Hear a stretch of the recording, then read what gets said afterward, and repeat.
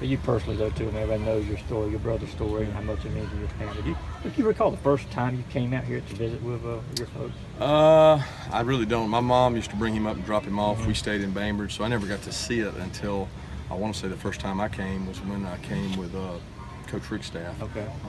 And we came out with a group. I think we had Thomas Brown, we had Noshawn, we had a lot of really good players get to come over here. I remember being on the backfields playing football back there and just having fun with the kids. And then I got a chance to come back as I was at Miami and Alabama because we got Lake Oconee place. Mm-hmm. So every time we were coming through Rutledge, we wanted to stop off. So when camp was going on, Mo was always good to invite me, and if I could make it, I made it.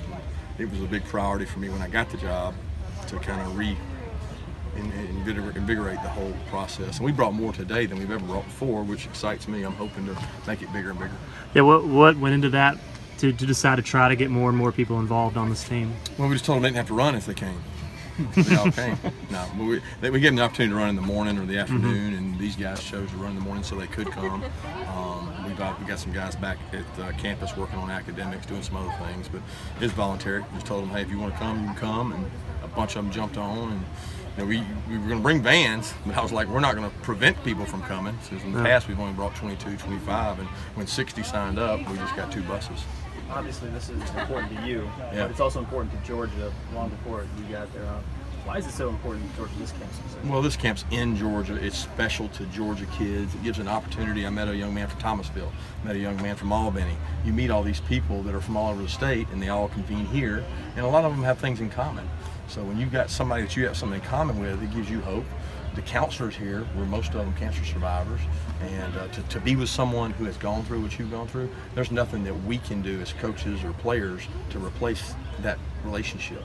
We're just here to cheer them up for a day. You know, the real heroes are these counselors and these people that give back all their time to these kids to make this camp what it is. Have they always given out the bracelets? Absolutely, they've been giving it out for a long time. Brought the family too. What's that?